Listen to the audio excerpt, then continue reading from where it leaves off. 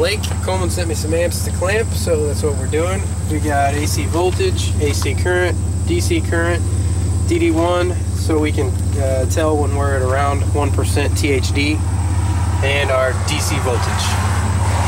And we're going to roll in nice and slow.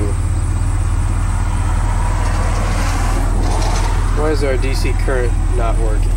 We're on volts. That'll do it every time. This one is also on volts. What in the hell? Okay. All settings should be right.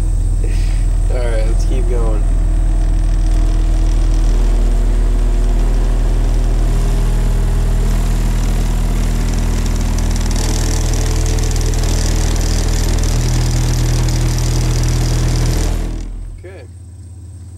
We dropped to 14.7 on that one. We did a 152.6.